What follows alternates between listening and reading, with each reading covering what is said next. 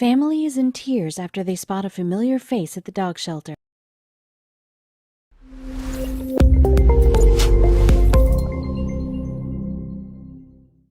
For Chuck and Alicia James, a dog made all the difference in their household. Reckless, the family pit bull, knew when the parents of three could use encouraging licks. He could make the whole crew laugh until their bellies hurt. He made their house a home, which made their mistake all the more painful. While preparing for a storm set to blast their city, the Jameses left one detail unaccounted for that cost them their beloved canine.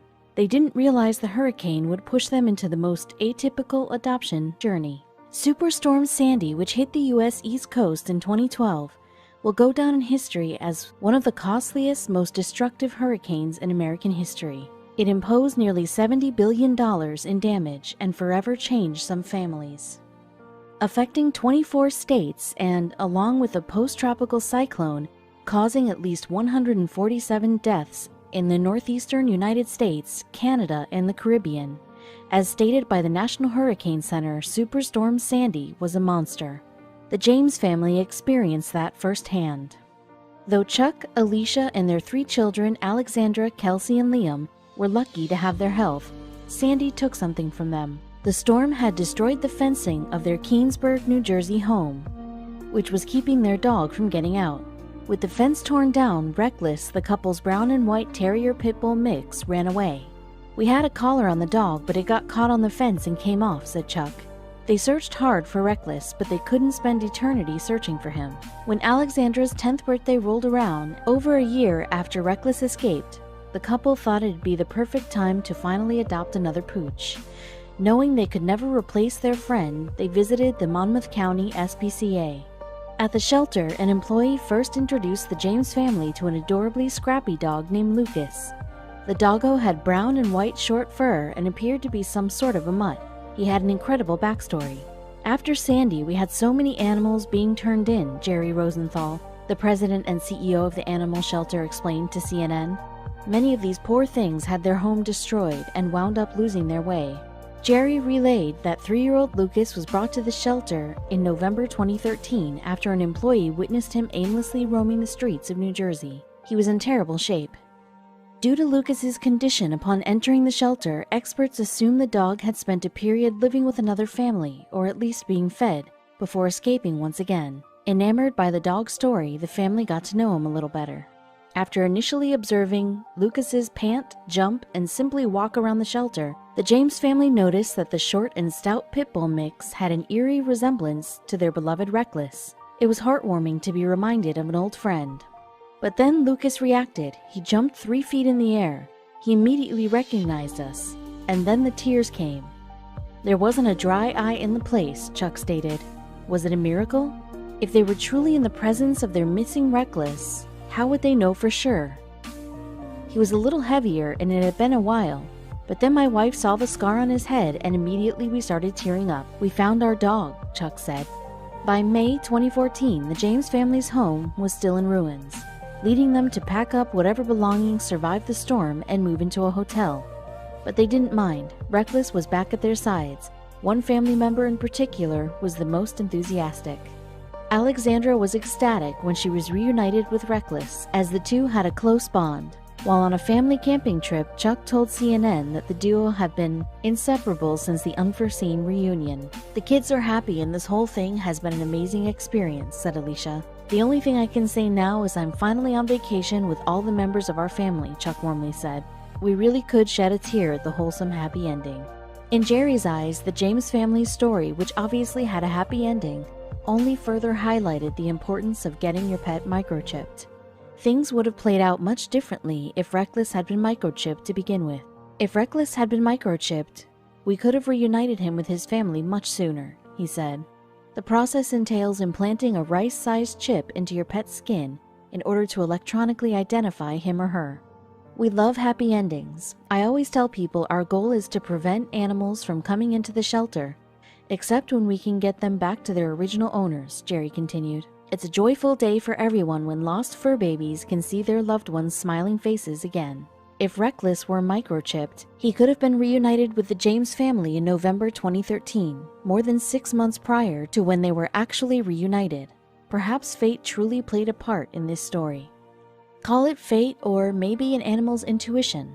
Once they were reunited with their beloved dog, the Jameses were shocked to learn how many families had similar experiences. It really is a wonder how some animals just always find their way home. Joe and Ade from Stubbington, Hampshire, got Charlie when he was just 7 weeks old. He was the sweetest little black and white kitten, and the couple was happy to welcome him to his forever home. Charlie lived a happy life with his new parents in the English suburban village of Stubbington. They trusted Charlie enough to let him walk around the south coast of England, confident he'd always make it home safely. This went on for 9 years, so imagine the Hayes shock when one day, in 2006, Charlie never came back home to his family. They did their best to avoid panicking, as that wouldn't solve anything. Instead, they made it their mission to find their fur baby. The anguished couple put up lost cat posters around the neighborhood and desperately contacted local veterinarian offices and animal shelters, in hopes that someone brought Charlie in. Alas, this was all to no avail.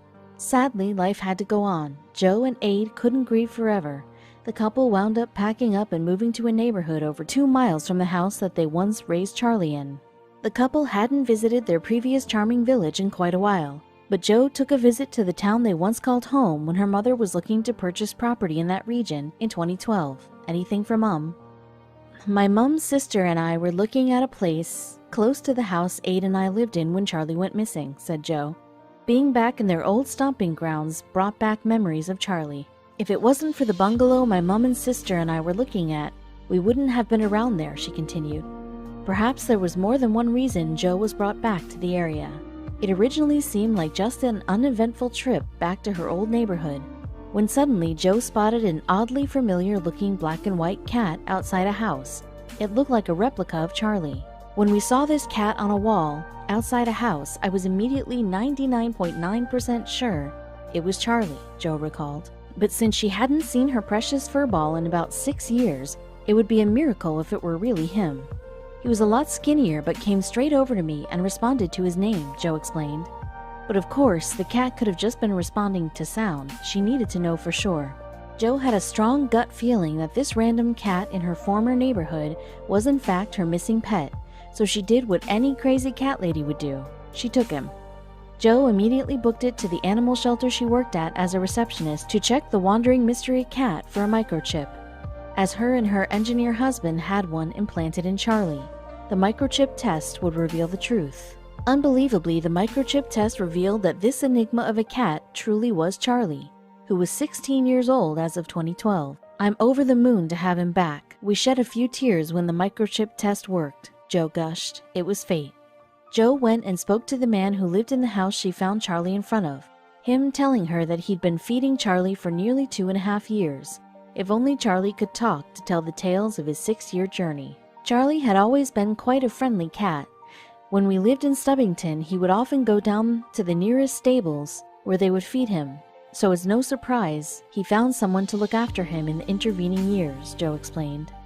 Joe and Ade were beyond grateful to have their 4-legged friend back in their home. But things were much different in the Hay household since Charlie had last lived with them, as the family now had 2 other cats, 2 dogs, and beautiful twin babies, Drew and Daniela.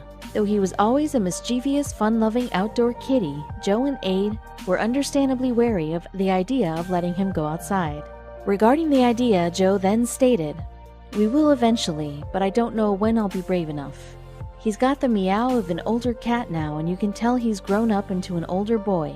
He's settling back in and doesn't seem too fazed by the children," Joe relayed of Charlie's progress.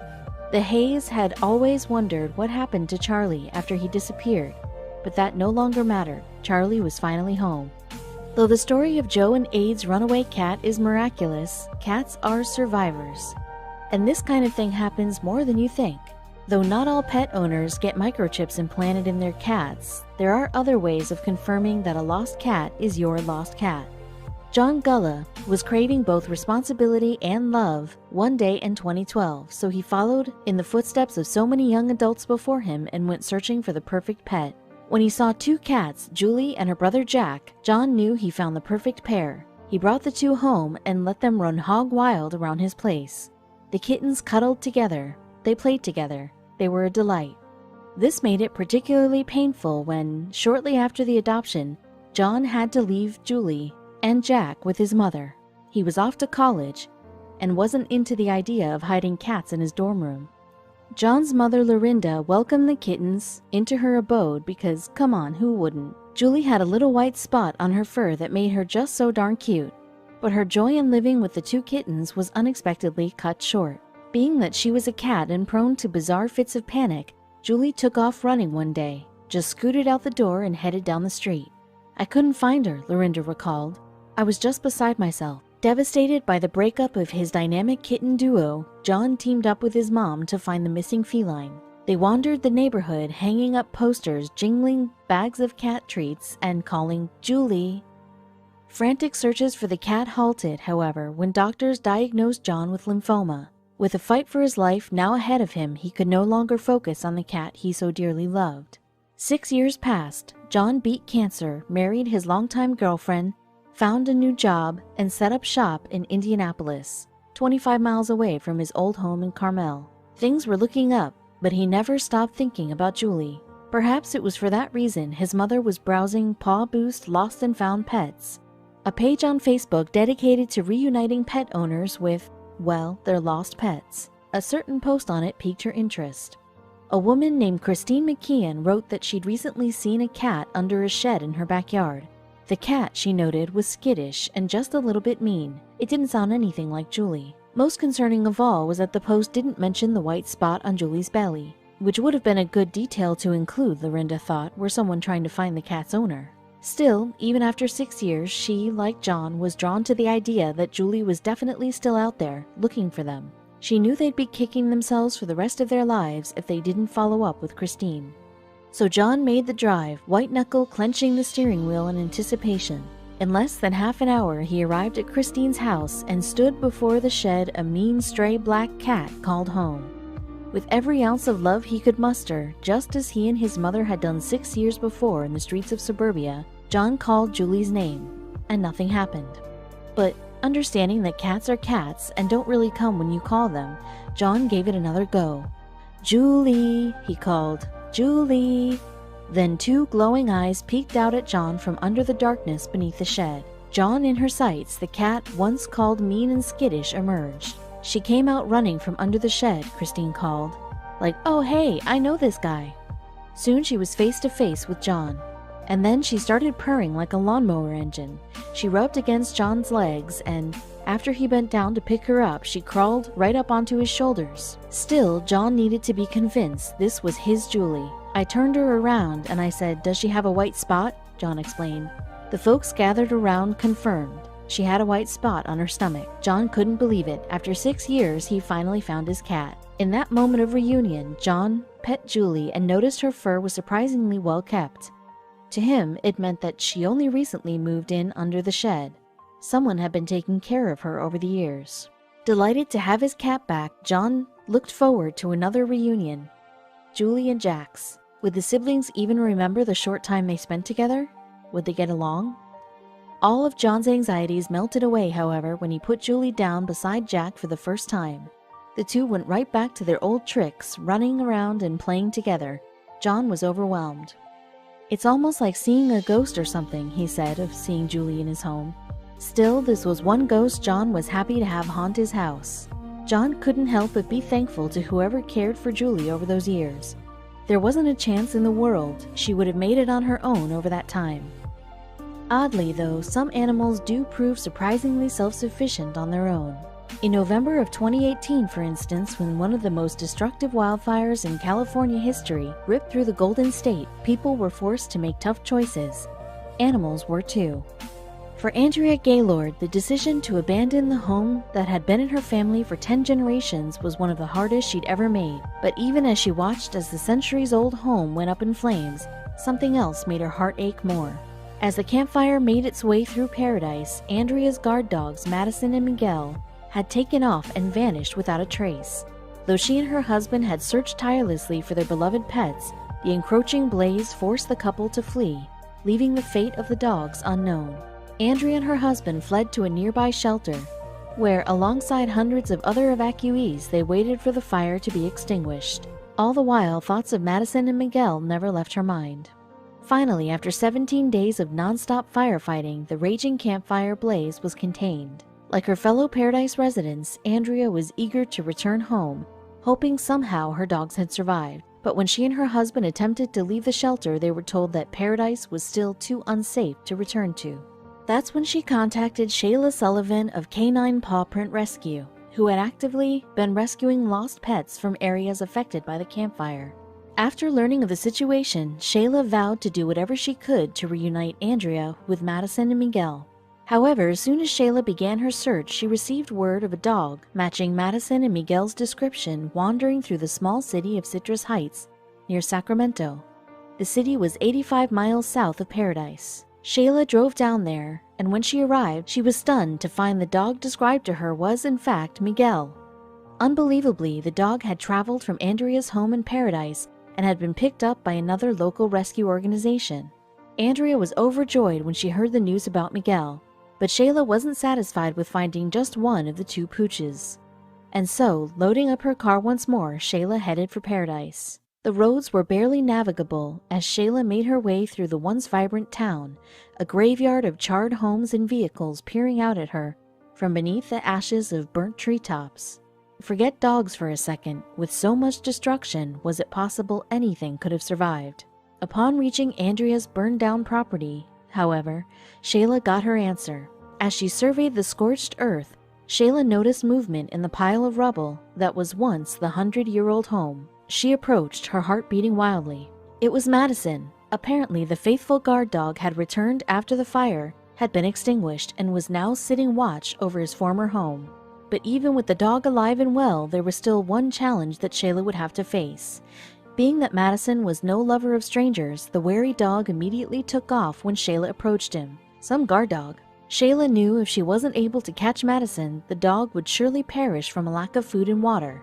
Shayla needed a plan. So after leaving some fresh water and a bowl of food out for Madison, Shayla returned to Andrea to share the good news and relay her difficulty in catching him. The pair was stumped over the predicament, but devised the perfect method for luring the protective pup back home. Using an article of Andrea's clothing, Shayla used the smell to calm Madison and draw her back to the property. And when the guard dog returned, he found his owners and brother waiting there for him. The tearful reunion was marked by excited licks and yelps from Madison, who was then fed a hefty bag of his favorite treat, Wheat Thins. Even in the face of catastrophe, Madison stayed loyal to his family and protected the home at all costs. In all the destruction, this loyalty was not lost on Andrea. "You are the best dog," she told Madison through joyful tears. "The best."